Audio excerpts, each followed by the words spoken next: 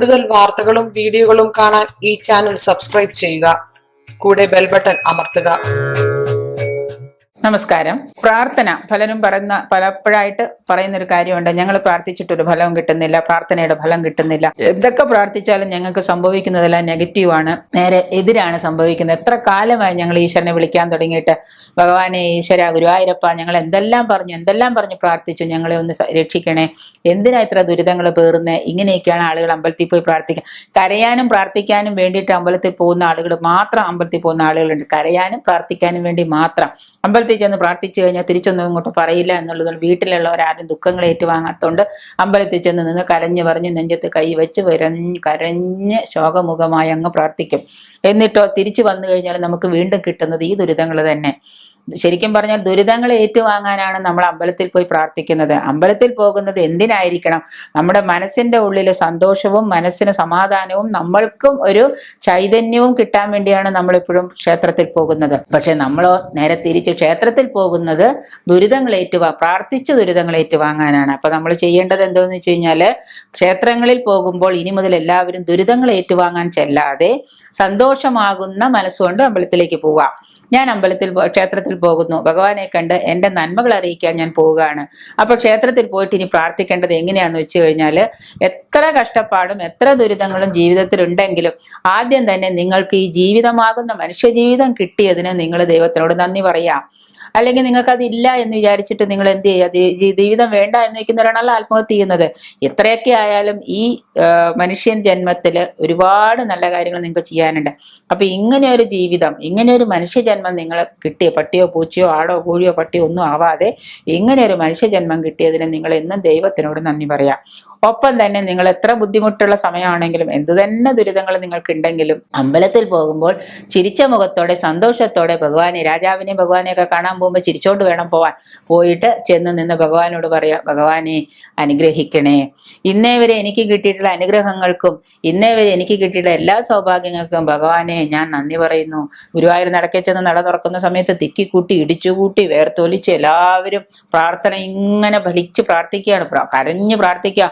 കൃഷ്ണ, ഭഗവാനെ, ഗുരുവായൂരപ്പ, നീ കണ്ടില്ലേ എൻ്റെ കഷ്ടപ്പാടുകൾ, നീ എന്നെ അനുഗ്രഹിക്കണേ, കഷ്ടപ്പാടുകൾ കണ്ടില്ലേ, എൻ്റെ ദുരിതത്തിൽ നിന്ന് എന്നെ കരകയറ്റണമേ എന്നെല്ലാവരും കരഞ്ഞു പ്രാർത്ഥിക്കുകയാണ് കൃഷ്ണന്. ഭഗവാൻ ഇങ്ങനെ കേൾക്കുന്നത് എന്താ? എന്നെ ദുരിതത്തിൽ നിന്ന് കരകയറ്റണമേ എന്ന് പറഞ്ഞു. കരകയറ്റണം എന്ന് പറഞ്ഞത് ഭഗവാൻ കേട്ടില്ല, ദുരിതം എന്ന് പറഞ്ഞതേ കേട്ടുള്ളൂ. നമ്മുടെ മനസ്സിലുണ്ടാകുന്ന ആ ഇമോഷൻസ് നമ്മൾ കരഞ്ഞു പ്രാർത്ഥിക്കുമ്പോൾ സന്തോഷമായിട്ട് പുറത്തേക്ക് വന്നാൽ ആ ബിംബത്തെ തട്ടി തിരിച്ച് നമ്മളിലേക്ക് തന്നെ അത് വരുന്നത് സന്തോഷമായിട്ടായിരിക്കും. നമ്മൾ കരഞ്ഞ് കണ്ണീരൊലിപ്പിച്ച് മൂക്കൊലിപ്പിച്ച് പ്രാർത്ഥിച്ചു കഴിഞ്ഞാൽ അത് തന്നെ നമ്മളിലേക്ക് തിരിച്ചു വരും. നമ്മളുടെ ഭൂരിപക്ഷം പേരുടെയും പ്രാർത്ഥനകൾ ഫലിക്കാത്തതിന്റെ കാര്യവും അത് തന്നെയാണ്. നമ്മൾ ദുരിതങ്ങൾ ഏറ്റുവാങ്ങാൻ വേണ്ടിയാണ് ക്ഷേത്രത്തിൽ പോയി പ്രാർത്ഥിക്കുന്നത്. പ്രാർത്ഥനയുടെ ശീലം മാറ്റുക, പ്രാർത്ഥനയുടെ രീതി മാറ്റുക. പ്രാർത്ഥിക്കേണ്ടത് ഇങ്ങനെയാണ്. എങ്ങനെ? പോസിറ്റീവായിട്ട് പ്രാർത്ഥിക്കുക. എന്താണ് പോസിറ്റീവ്? എൻ്റെ ദുരിതങ്ങളല്ല, എൻ്റെ അനുഗ്രഹങ്ങൾക്ക് ഭഗവാനെ, എൻ്റെ ഇന്നേ വരെ എനിക്ക് ലഭിച്ചിട്ടുള്ള അനുഗ്രഹങ്ങൾക്ക് എനിക്ക് നന്ദി പറയണമേ. പണ്ട് ഏതോ ഒരു ഇതിൽ പറഞ്ഞിട്ടുണ്ട്, 4 പശുവുള്ള ഒരു വൃദ്ധ അവർ ചെന്ന് കരഞ്ഞു പറയാണ്, എൻ്റെ പശുക്കളെയെല്ലാം സംരക്ഷിക്കണമേ, എൻ്റെ ജീവിതമാർഗമാണത്, അതുങ്ങളെ എന്നെയും കാത്തുരക്ഷിക്കണേ ഭഗവാനെ എന്ന് പറഞ്ഞു ഒരു ദിവസം കാത്തുരക്ഷിക്കുന്ന ഭഗവാൻ എന്ത് ചെയ്തു? ഒരു പശു ചത്തുപോയി. ആ ചത്തുപോയപ്പോൾ ആ മൂമ്മ ചെന്ന് വീണ്ടും കരഞ്ഞു പറയാണ്, ഭഗവാനെ, എന്നാലും ഞാൻ നിന്നോട് എന്തെല്ലാം പറഞ്ഞു, എന്തുമാത്രം പ്രാർത്ഥിച്ചു നിന്നോട്, എന്നിട്ട് നീ എൻ്റെ ദുരിതത്തിൽ നിന്ന് എന്നെ കയറ്റുന്നതിന് പകരം എൻ്റെ ഒരു പശുവിനെ കൊന്നു, ഇനിയുള്ള 3 എണ്ണത്തിനെങ്കിലും നീ കാത്തുരക്ഷിക്കണേ ഭഗവാനെ എന്ന് പറഞ്ഞു. ദാ കുറെ കാലം കഴിഞ്ഞപ്പോൾ 2 എണ്ണം വീണ്ടും വെള്ളപ്പൊക്കത്തിൽ ഒഴുകിപ്പോയി. ഇനി ഒരു പശുവുണ്ട്. ഇനി അതിനുവേണ്ടി പ്രാർത്ഥിച്ചിട്ട് എന്താ കാര്യം? പക്ഷെ പ്രാർത്ഥനയുടെ ശീലം, രീതി, സ്പിരിച്വൽ സയൻസിലെ രീതി മാറ്റുക.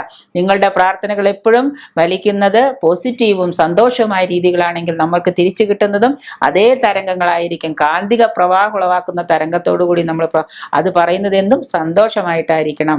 ദേഷ്യത്തോടെയും മനസ്സിലെ പ്രക്ഷുബ്ധമായ മനസ്സോടെയും നമ്മൾ പ്രാർത്ഥിക്കാതിരിക്കുക. ദുഃഖങ്ങൾ ഒരുപാടുണ്ട്, പക്ഷെ ദുഃഖങ്ങളെയൊക്കെ മറന്നിട്ട് അമ്പലത്തിൽ ചെന്നിട്ട് നമ്മൾ പ്രാർത്ഥിക്കേണ്ടത്, ഭഗവാനെ എന്നെ അനുഗ്രഹിക്കണമേ, എൻ്റെ എല്ലാ അനുഗ്രഹങ്ങൾക്കും എനിക്ക് നിന്നോട് നന്ദിയുണ്ട്, ഇതിനേക്കാൾ കൂടുതൽ അനുഗ്രഹങ്ങളും ഇതിനേക്കാൾ കൂടുതൽ സൗഭാഗ്യങ്ങളും എനിക്ക് നാളെയും നീ തരയണം. തരണമേ. എൻ്റെ എല്ലാ സൗഭാഗ്യങ്ങൾക്കും കാരണക്കാരനായ ഭഗവാനെ, നിന്നോട് എനിക്ക് നന്ദി. അനുഗ്രഹിക്കണേ ഭഗവാനെ, അനുഗ്രഹിക്കണേ ഭഗവാനെ എന്ന് പറഞ്ഞ് സന്തോഷത്തോടെ നമ്മൾ പ്രാർത്ഥിക്കുക. ഭഗവാന്റെ അനുഗ്രഹം നമ്മളിലേക്ക് ഓടിയെത്തും. അല്ലാതെ കരഞ്ഞോണ്ട് നെഞ്ചത്തിടിച്ച് കരഞ്ഞ് പ്രാർത്ഥിച്ച് മൂക്കൊലിപ്പിച്ച് പ്രാർത്ഥിച്ചാൽ അമ്പലത്തിൽ പോയി പ്രാർത്ഥിച്ചിട്ട് ഒരു കാര്യമില്ല. അതുകൊണ്ട് എല്ലാവരുടെയും പ്രാർത്ഥനയുടെ രീതി മാറ്റുക. ചെയ്തതിനും സംഭവിച്ചതിനും സംഭവാമി യുഗേ യുഗേ എന്ന് ഭഗവാൻ പറഞ്ഞിരിക്കുന്ന വെറുതെ അല്ല, അത് തന്നെയാണ് സത്യം. അതുകൊണ്ട് നല്ലതായാലും ചീത്തയായാലും ഇന്ന് വരെ സംഭവിച്ചത് എന്താണോ അതെല്ലാം മറക്കുക.